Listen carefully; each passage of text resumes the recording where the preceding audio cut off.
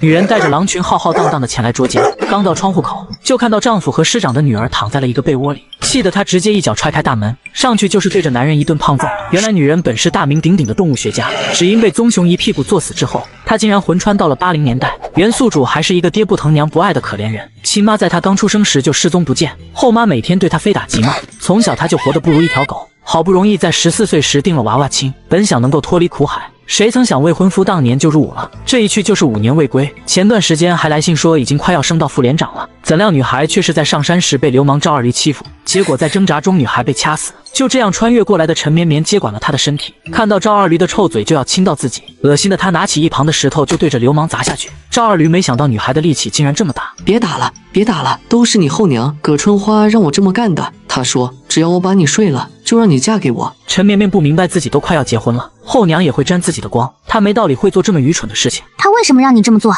赵二驴本来还不想说，陈绵绵抬脚再次踩在他的致命弱点上。我说是你未婚夫方有为，他在军队和师长女儿好上了，不想回来娶你，就让葛春花想办法把你嫁出去。听完这些，陈绵绵的心口就是一阵剧痛，她知道这是原主的反应，被心心念念的未婚夫抛弃，被后娘毫不顾忌的算计，但凡是个正常人都受不了。但她可是穿越过来的陈绵绵，她不会放过这群没有人性的人渣。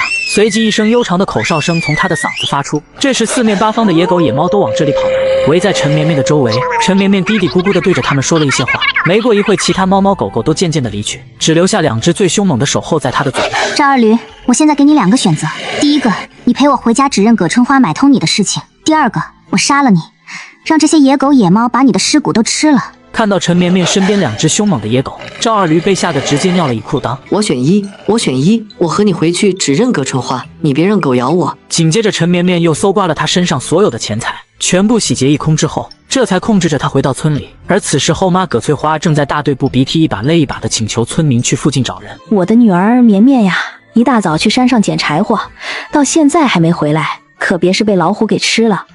钱队长，你快叫人帮忙去山上找找吧，她要是出点什么事情，我可怎么活呀？妈，你别着急，没准姐姐不是走丢了，可能是会情郎去了。会情郎？倩倩你可别瞎说啊，到时候败坏了你姐姐的名声。葛春花夸张大喊，生怕人不知道，和女儿陈倩倩一唱一和，就把陈绵绵的清白给毁个干净。我没瞎说啊，前2天我就看到她和赵二驴在村东头的小树林说话来着。今天早上姐姐刚走没一会，我就看到赵二驴也上去了。世上哪有那么多巧合的事情，保不齐他俩在谈对象呢。陈绵绵在远处听闻此话，阴沉着脸，这后妈真可谓阴险毒辣。她立刻一脚将赵二驴踹到众人的面前，来，把你和葛春花的奸计都说出来。我和葛春花啥事都没有，明明是你勾引我，让我和你钻小树林的。陈绵绵不怒反笑，我勾引你是图你年纪大，图你不洗澡，图你哪天得罪人被打死了。说完，他立刻用手指放在嘴里吹了个响亮的口哨，下一秒2只野狗就朝着赵二驴冲了过去。没过多久，就传来一阵痛苦的叫声，赵二驴被咬得实在受不了了。救命！救命啊！陈绵绵杀人了！一边的葛春花和陈倩倩被吓得脸色发白，可想着方有为承诺的300块钱，咬着牙接着败坏他名声。姐姐，你和赵二驴有什么事不能好好商量？干嘛要这么残忍？不知道的还以为你做贼心虚呢。陈绵绵脑海里浮现着陈倩倩从小欺负原主的画面，走过去薅着她的头发就给了2嘴巴子，随后更是拽着她的衣领将她扔到赵二驴的身边。看到野狗这么凶猛，陈倩倩简直是害怕极了。而葛春花看着亲女儿被欺负，尖叫着就过来就要扇陈绵绵，结果没等来到眼前，就被一脚踹在肚子上，扑通一声跪下了。葛姨，这不过年不过节的，你跪下我也没钱给你，还是说你觉得这些年亏待我，想对我忏悔了？陈绵绵，明明是你自己作风不正，勾三搭四，被人拆穿了还动手打人。我什么时候勾三搭四了？在哪里？怎么勾搭的？你要是说不明白，就是你胡说。反倒是你和南镇的小货郎钻了几次苞米地了，前2天他还摸黑过来，你俩在桥洞里还亲嘴子了吧？而葛春花在听到桥洞2个字，眼底立刻闪过一丝慌乱之色，也顾不得哭了，站起来就要去撕陈绵绵的嘴。陈绵绵反倒是躲在了钱队长的身后。陈绵绵可没胡说，她都是从野狗野猫的嘴里听到的。你们要是不相信，可以找个婶子大娘扒了她的衣裳看看，她胸口和大腿都有痕迹，看着葛春花的表情，村民们还有什么不清楚的？当即2个力气大的婶子拽着她就去了附近的苞米垛，听着她凄厉的喊声就知道已经扒了她的衣服裤子。果然，等后妈的衣服被扒光之后，她的后背和脖颈上都是被抓破和亲吻后的痕迹。这一幕顿时被回来的父亲看到。葛春花，你他娘的竟敢给老子戴绿帽子！葛春花挣脱着来到丈夫的面前，连连求饶：“大勇啊，我是冤枉的，是陈绵绵那个小贱人瞎说的。啊，对，我是故意挑拨你们的。葛春花大腿和身上的印子是我做的，她和好几个男人钻苞米地也是我编的。爹，你要是诚心想当王八，我就不说出来了，就当是你俩的小爱好。”陈大勇自然也不是傻子，怒火交加的他上前就是对着葛春花一阵毒打，而陈绵绵则是继续添油加醋。爹，你可能还不知道吧，葛姨故意让赵二驴上山糟蹋我，还给了他20块钱，说是等事成之后再给20。我马上就要和有为哥结婚了，他这么做就是不想让我好过，不想让你有个当军官的女婿，你难道不该恨他吗？听闻此话，陈大勇更是怒火上头。闺女要是嫁给军官，自己也能跟着享福，这婆娘是要疯了吗？打累了之后，他就提溜着葛春花往家里走去，而陈绵绵并没有离开，她还有更重要的事情要做，就是要去部队彻底毁了未婚夫。千叔，我想求你给我开个介绍信，我想去部队上找有为哥。队长也很难为情，因为他也没有这个权利。绵绵，开介绍信得需要村支部的印章，那都在村长那里，我想帮你也不行啊。陈绵绵知道这个村长不是个好东西，但他已经想好了计策。村长看到这么年轻的女孩，村长立刻露出了色迷迷的表情。哟，绵绵呀，到叔这来有啥事啊？陈绵绵当即将自己刚才的遭遇讲了一遍，并且说出想要开介绍信的请求。按理你的困难，叔作为村长应该给你解决，但是吧，这介绍信1个月就能开那么几张，村里那么多人想要，我给谁开都为难。不过啊，我这人最心软，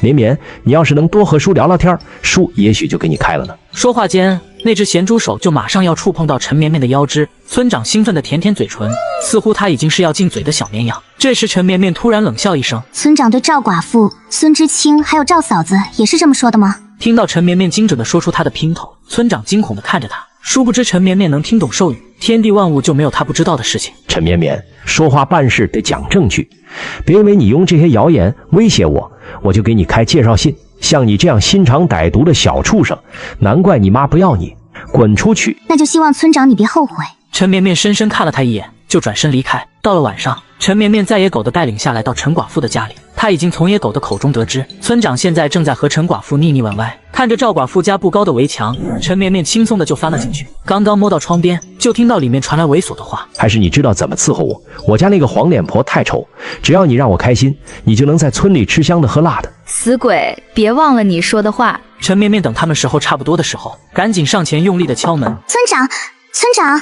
两人顿时吓得菊花一紧。村长，白天你不是说让我多陪陪你吗？我看你俩叫声太惨，是不是出事了？不行，我帮你把人都叫来吧。看村长还是不说话，陈绵绵继续下猛药。村长，你还好吗？你不回答，我就去叫人了。陈绵绵，你给我进来！陈绵绵毫不客气地推门而入。村长，你这么大岁数了，竟然还能搞破鞋，真是老当益壮啊！我这就和村民们宣传宣传，肯定让你名声在外。少说废话，你到底要干什么？我早就告诉村长了啊！我要介绍信。对了，再给我200块钱，还有全国粮票、布票和糖票。你怎么不去抢呢？这不就是在抢呢？村长，你是觉得不够多是吧？那咱们翻个倍。你别太过分！看着他凶狠的眼神，陈绵绵可不带害怕的，随即一个清脆的耳光扇在了村长的脸上。老登，趁我还有心情和你说话，你最好把钱和介绍信给我，不然我现在就让全村的人看看你光腚被狗追的样子。我给。说着就拿出了几张大团结，陈绵绵一把就抢在手里，并且顺便从他的身上搜出介绍信和印章。你怎么知道我把钱和印章放在哪里的？当然是山里的精怪告诉我的。村长，你不知道吧？我今天其实已经被赵二驴给掐死了，但是我命不该绝，又被山神给救回来了。山里的精怪把村里所有的事情都告诉我，还和我说，如果往后谁再敢欺负我，他们就来把谁给带走。村长，你想不想第一个去啊？村长顿时吓得瑟瑟发抖，只好老老实实的开始写介绍信，一直等村长把公章印在介绍信上，陈绵绵这才开心的拿起来看一下。有了这个，他就能买火车票去军区找方有为算账了。行了，我走了，你们继续。陈绵绵高高兴兴的拿着介绍信离开，然而村长又岂能咽下这口恶气？明天你去方家转转，把陈绵绵安全从山上下来的事告诉老方，我就不信他们能放弃师长女儿，真让那个野种嫁过去。书接上集，陈绵绵在解决了家里的事情之后，就带着介绍信前来军区寻找丈夫。同她一起的还有在火车上认识的苏团长，他也是刚从外面执行完任务回来。等一会你见到的是军长，别看他长得凶，嗓门大，但人很好，你别紧张。放心吧，我不会紧张的。苏不言将陈绵绵带到军长办公室，里面已经坐了几个人。苏绵绵一眼就看出哪个是自己要找的人。军长好，我是陈绵绵。听苏团长说这次的任务你的功劳不小，让我一定要给你奖励。你看看你想要什么？我就是个小老百姓，也不需要那些外在的荣誉，给点实惠的奖励就行。成啊，既然你这么说，我也不能亏待有功之人，那我就给你500块奖金，1辆自行车，你看行吗？可以，太可以了。其实你也不用给我这么多的，我身为国家的一份子，有义务帮忙抓那些蛀虫。其实主要是我太喜欢见义勇为了，我一定再接再厉，争取下次多抓几个。等一等，就见一个皮肤黝黑、三角眼大黄牙的50多岁男人看着陈绵绵。宋军长，不过就是个丫头而已，你竟然给这么多钱，我们市的季度补贴可还没给批呢。薛永胜本来就和宋初六不对付，看他一手拉拔起来的苏不言更不顺眼。不说那些奖励多不多的，就是想给他们添堵。说我是小丫头，你又是哪来的土豆子精？伟人都说过，女人能顶半边天，你是不是看不起我？看不起伟人？上来就被扣了这么大的帽子，薛永胜顿时慌了。你胡说八道，我什么时候看不起伟人了？那就是看不起了。伟人说过，我们是国家的主人，大家都是平等的。你看不起我，就是看不起伟人。看不起伟人，你是不是要上天？陈绵绵小嘴巴像是机关枪一样，哒哒哒把薛永胜给说的根本没插嘴的机会。薛永胜气得脸色发紫，还从来没有人敢和他这么说话。忍无可忍的他掏出手枪就顶在了陈绵绵的脑门上。军长看到后立即制止：薛永胜，你给我放下！听到这个名字的陈绵绵当即愣了一下。你是不是有个女儿叫薛家人？陈绵绵来之前可早就打听好了所有的事情。方有为攀的高枝叫薛家人，而他的父亲分明就是薛永胜。对呀，你怎么知道？薛永胜下意识回答，下一秒就见一个瘦小的影子直接冲到窗户边上大喊：天杀的，来人啊！薛永胜这个王八犊子杀人了！陈绵绵，你胡说八道！薛永胜，你这个以权谋私的畜生，不仅质疑军区的决策，看不起伟人，甚至还纵容女儿插足军婚当破鞋。你就是军队的蛀虫，人民群众里的害群之马，我就是死也要揭发你的罪行。陈绵绵，你和我第一次见面，你凭什么血口喷人？我什么时候以权谋私？什么时候纵容我女儿插足军婚了？我看你就是有心人带来故意毁我名声的。这个有心人无疑就是说宋军长和苏不言了。什么时候？哼，我现在就告诉你。陈绵绵冷哼一声，看着外面越来越多聚集的人，扯着嗓子就把方有为和薛家人勾搭上，然后买通人毁他清白的事情说了。我这里有方有为来我家定亲时的婚书，5年间的书信，过来探亲的介绍信，还有当地公安局开具的口供，都能说明这一切。我和方有为定亲5年，算不算军婚？你女儿薛家人插足进来，不是破坏军婚，难道是上赶着来做妾吗？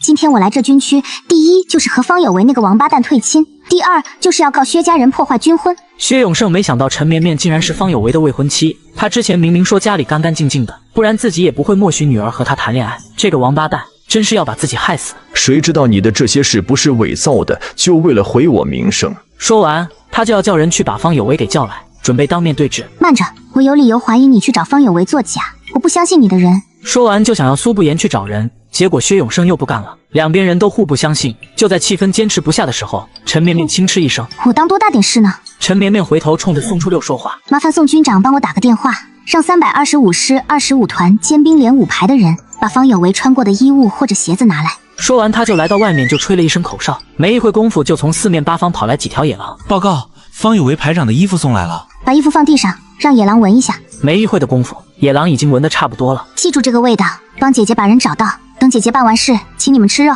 你要是能找到方有为，我他妈的绕着军区学狗叫。薛永胜根本不相信陈绵绵说几句话，那些野狼就能听懂。好，大家都听到了啊，这可是他自己说的，到时候大家做个见证，绝对不是我胡说。他这边说完，野狼立刻开始行动，众人在后面一路跟随，最终他们停在了一间废弃的仓库门前。野狼回头向陈绵绵报告人已经找到。老登，一会儿你就等着学狗叫吧。说完就猛地抬起脚把大铁门给踹开，这一幕顿时吓得他魂飞魄散，顾不得提裤子的他赶紧解释：绵绵，你怎么在这里？陈绵绵却根本没有正眼瞧他一下，只是一个抬脚就踹在了他的致命弱点上。方有为当即捂着裤裆痛苦的哀嚎着，可是陈绵绵并没有停手，上前又是朝着他的脸左右开弓，噼里啪啦的扇着耳光。我他妈为什么在这？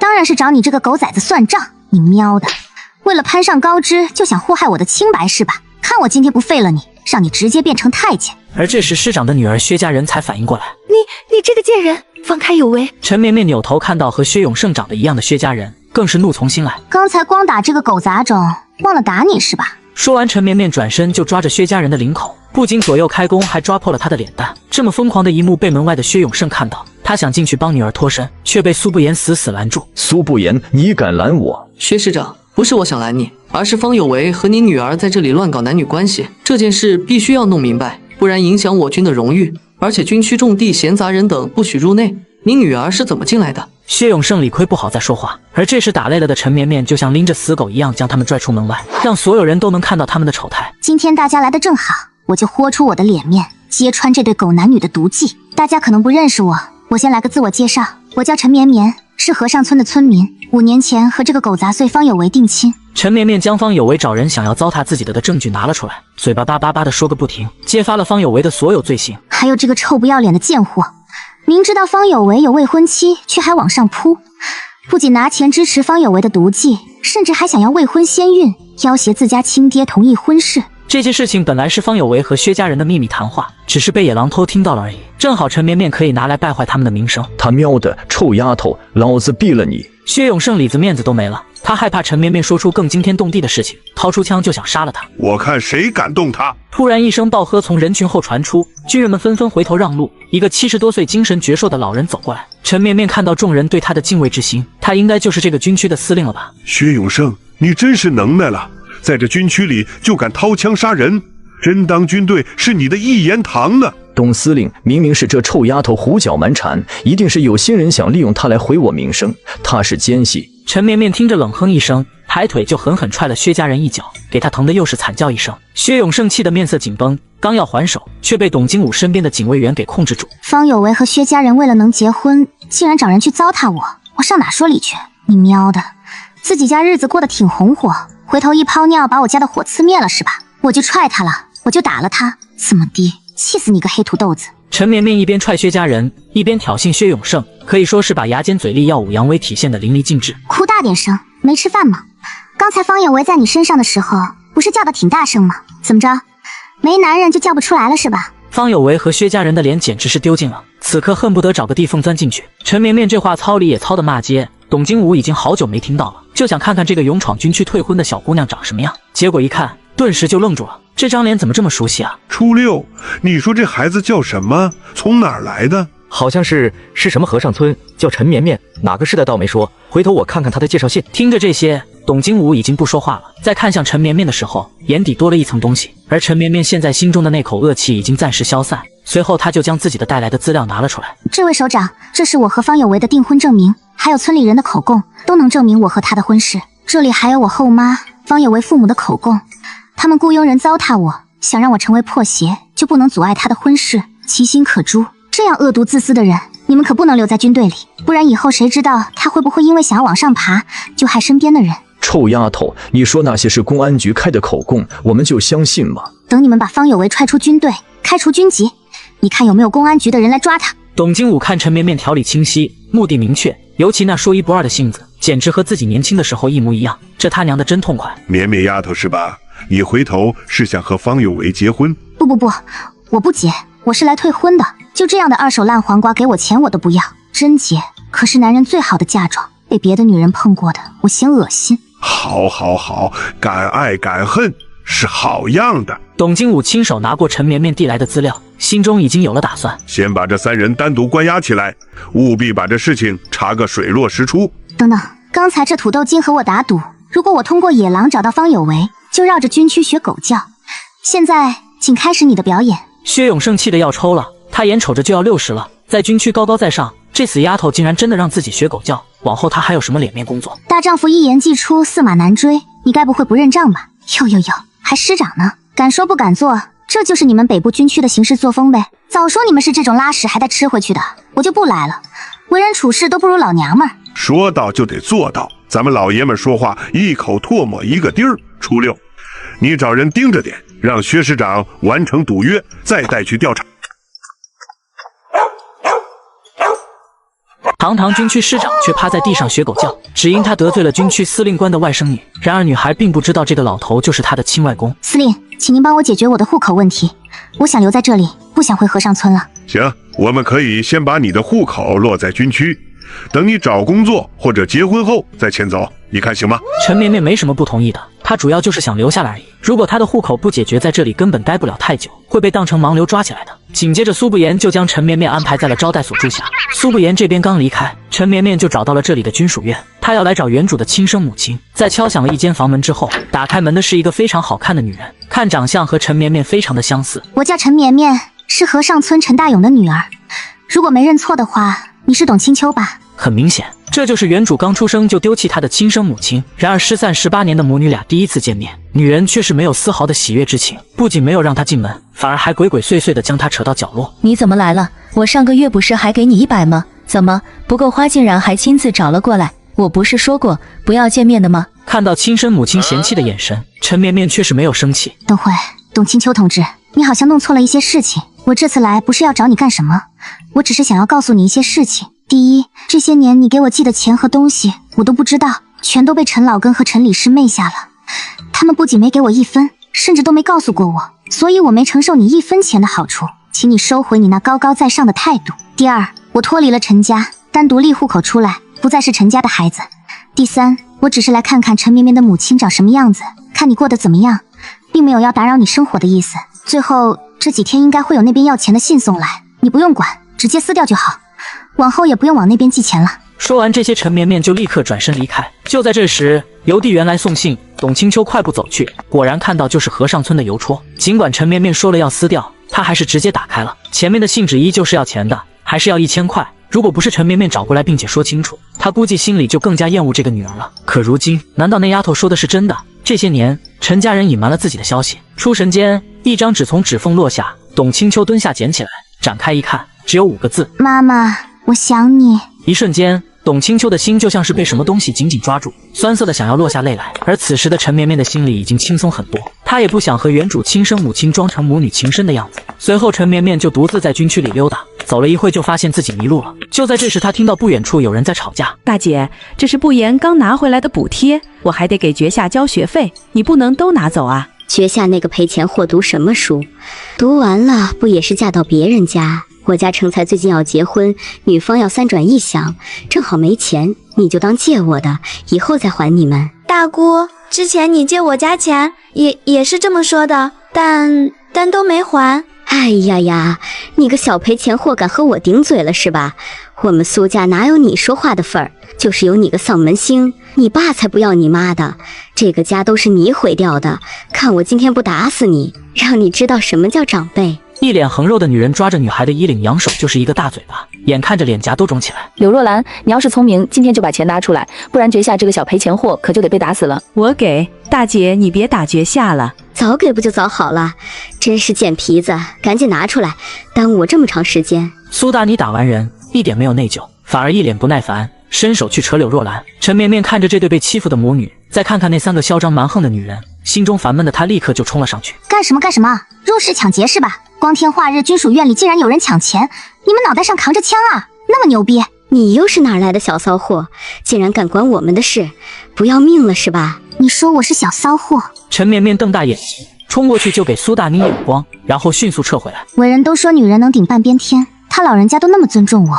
你竟然说我是小骚货，你竟然反驳伟人的思想，你绝对是打入内部的反动派，想要迫害军属是不是？陈绵绵一口大黑锅扣下来，给苏大妮唬得差点背过气去。你个女同志，别多管闲事，这是我们的家事。苏大妮还想骂陈绵绵，却被她刚才的大帽子扣得有些害怕，最后只能咬牙切齿的改口。柳如兰却拉着陈绵绵的袖子小声反驳：我已经和他们的弟弟离婚了，早就没关系了。一听这话，陈绵绵火气更上来了。好家伙，都离婚了还来打秋风，最主要还动手打人，他喵的，这不是欺负老实人吗？过来，来，有能耐和我骂，今天不把你们打成麻花，都算你们骨头硬。陈绵绵挽着袖子就要冲过去，却被柳若兰拦住。小同志，谢谢你出头帮我们，但你这小身板打不过他们，你还是赶紧走吧。陈绵绵冷哼一声，打不过，真是笑话，他可没说光自己打，举起手只吹了个长长的口哨，就见附近的野狼们都跑过来。汪汪队出动，给我抽！女孩只是带着狼群救下一对失足的母女，不料事后阔太太的儿子为了报恩，竟当场以身相许，书接上集。陈绵绵将苏大妮吊在树上批斗一顿。你哥老赔钱货，喜欢打人是吧？今天我就让你尝尝吃辣条的滋味。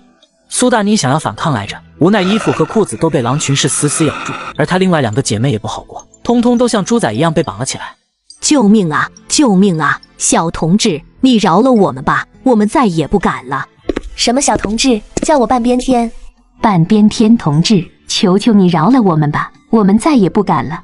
谁特娘的是你同志？给老娘背伟人语录，背不明白别想下来。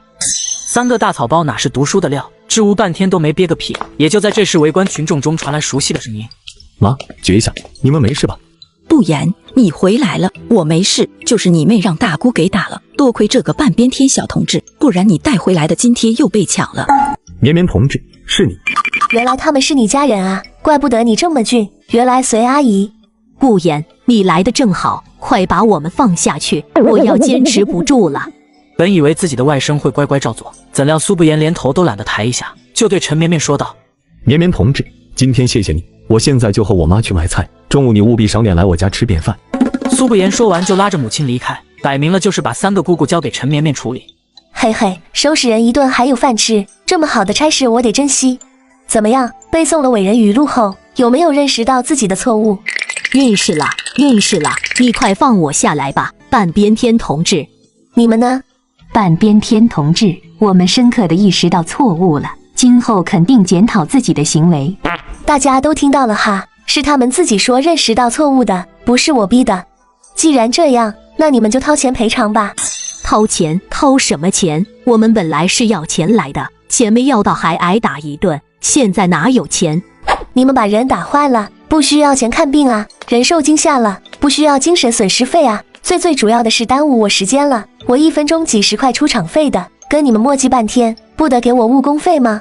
他这跟明抢有什么区别？苏觉夏看气氛僵持，小声对陈绵绵说自己没事。谁说你没事的？人的大脑是很脆弱的器官，表面看着无事，其实里面已经脑震荡了。你现在有没有觉得头晕、恶心、想吐、看东西模糊？没有啊。不，你有，你现在头晕的厉害，赶紧躺下休息。哦。苏觉夏感觉陈绵绵下命令的时候跟自家大哥好像，于是乖乖的躺下。现在人打坏了吧？拿钱来。苏家姐妹被陈绵绵的无赖气得不行，但碍于狼群虎视眈眈，只能一直僵持着。怎么着？不想给钱是吧？那咱们就去公安局告状吧。我正想问问，谁家亲戚过来抢钱，还把侄女的脸扇成了猪头，这抢劫罪判多少年来着？别，半边天同志有话好好说，这里一共有20块。哟，打发要饭的呢？这钱去医院做个检查都不够，更何况给丫头买补品，加上我的误工费，少说200块吧。200？你怎么不去抢？巧了，你们刚刚不也是抢钱吗？要是不给，我可去公安局报案了。行，我们给钱，你别去报案。然而3个老娘们把全身都翻了个遍，也才凑出78元，最后只能打欠条收场。丫头，以后做什么都要硬气点，别老是惯着长辈。当他们无理的时候，咱也不能一味忍让，与其委屈自己，不如为难别人。好的，姐姐，我以后也要成为你这样的人。2人聊着买菜的柳若兰跟苏不言就回来了。给，这是我从你3个姑姑那要的78块，他们还打了122块的欠条，回头你去要就行了。你都拿着吧，要不是你，我妈和我妹早就被欺负惨了。借条你拿着，要是能要回来，全都给你。不过我还有一个不情之请。什么？你尽管说就是了。陈绵绵同志，我是北部军区28团的团长，我每个月津贴有145元，目前存款有1285元，身体健康无不良嗜好，家里有母亲和妹妹，父亲离异再去，我想和你组成革命伴侣，请陈绵绵同志考验我。啥？你说啥？你要和我结婚？女孩第一次和未来公公见面，就吩咐3只大野狼向她冲去。去，咬死他！随着3只大野狼的吼叫声传来，未来公公顿时被吓得魂飞魄散。书接上集，苏不言出乎意料的下跪向陈绵绵求婚，这让陈绵绵着实有点措手不及。苏不言却是向她道出了自己的苦衷：和我结婚可以帮你解决户口问题，还有团长的伴侣可以优先解决工作，我的津贴都给你，你想怎么花都行。还有如果我死了的话，会有一笔抚恤金，你都可以拿着。结婚后你想做什么我都支持，你也可以不和我行夫妻之礼，就希望你能保护我母亲和妹妹。原来苏不言主要是想让她保护母亲和妹妹。陈绵绵连连摇头，她他可不能为了这些葬送了自己的青春。我们以3年为期，你只要有我妻子的身份护着我妈和妹妹，等我爬到和我父亲平级，不需要受他的影响，你就可以自由离开。我要考虑一下，过几天我会给你回复。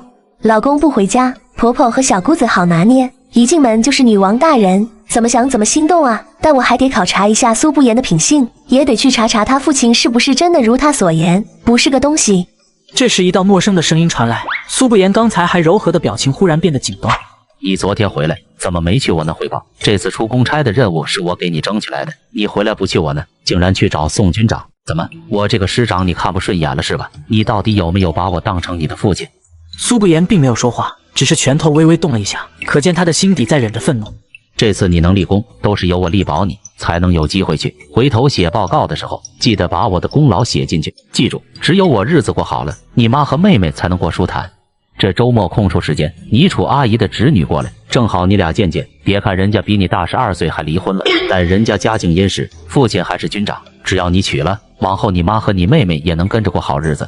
我不会去的，我已经有想要结婚的人了。放肆！谁让你随便找对象的？你是我儿子，我让你干什么你就得干什么，让你娶谁就得娶谁。那些什么阿猫阿狗的女人，赶紧给我断了，不然想要让一个人无声无息消失，对我来说还是很简单的。苏春生的话彻底激怒了苏不言，他再也忍不了，刚要冲上去想把这个生物学的父亲给锤烂，就听身后陈绵绵清脆的厉喝：“去，咬死他！”随着野狼们疯狂扑向苏春生，陈绵绵从苏不言的背后走出来。我倒要看看你怎么让我消失！苏不言，你瞎呀，还不赶紧把这些野狼赶走！我看谁敢把狼群赶走！你刚才不是直肠通口腔，满嘴喷粪吗？今天我给你好好治治这个毛病！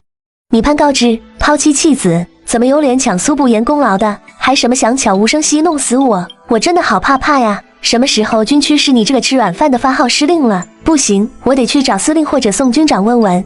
苏春生听着陈绵绵的话，知道这就是苏不言想要结婚的对象，更加看不上他了。还没嫁进来就敢对我动手，这样丧尽天良、无情无义的人根本不配进苏家的门。可我这辈子除了他谁也不去。苏不言的话还是让陈绵绵有点小感动的。听见没？你个老吃软饭的，苏不言才不像你呢，为了前程什么人的臭脚都舔。你那么喜欢那老姑娘，你自己娶了多好。你说谁是吃软饭的？谁接茬谁就是吃软饭的，吃软饭的，你就是个吃软饭的老白莲子。不仅你吃软饭，你还让你儿子吃软饭，到时候你是不是想让你孙子也吃软饭啊？你全家都是吃软饭的。陈绵绵中气十足，把苏春生差点气吐血。此时路边的人听到争吵声都出来看热闹，他自觉丢人，就想要起身离开。也就这么巧，有只野狼吃得太饱，一个没忍住，放了个巨臭的屁，正好就在苏春生的面前消散开来。苏春生本来是想骂街的，结果一提气把那臭屁吸了3/4，他直接被熏得呕吐了起来。苏不言，你不想你自己，难道还不想想你妹和你妈吗？你结婚还得打报告，我是不会批的，这辈子你都得听我的话。一听这话，别说苏不言了，陈绵绵都忍不住，有个这样没能耐还怂的父亲，真是倒了8辈子血霉。哎呦，本来我还没想嫁给苏不言，但你这句话让我突然有逆反心理了。我倒想看看嫁给苏不言，是你命硬还是我手段硬？一会我们就去军区打结婚申请，我看你要是敢不批，回头我就拉屎扔你家锅里。陈绵绵说完，拉着苏不言就离开了。绵绵同志，虽然我很开心你同意和我结婚，但我还是希望你能考验我，而不是一时冲动。我的家庭并不和谐，你嫁给我就要面临各种冲突，是我太自私才想把你拽下水的。嗨，就你爸那个战斗力，还不如我家以前抢鸡蛋的邪恶老奶奶。不过我们要说好，没有我的同意，你不能强迫我履行夫妻义务。我也不生孩子，我脾气不好，不仅会骂人，还会打人，你确定能忍受得了？可以，我同意。再说我就是想强迫你，你身边的野狼们也不答应啊。这话说的陈绵绵得意的扬起头，那当然了，别说是苏不言了，哪怕是奥特曼来了，野狼们一起上也能撕下块肉来。接下来苏不言就来到军区，找到军长盖章批复。好小子啊，你动作挺快呀，人家才来1天你就拿下了，还是说认识人家的时候就已经另有图谋了？苏不言没说话，就等于默认了。军长自然是替他高兴，但是他知道苏不言父亲那关可是不好过。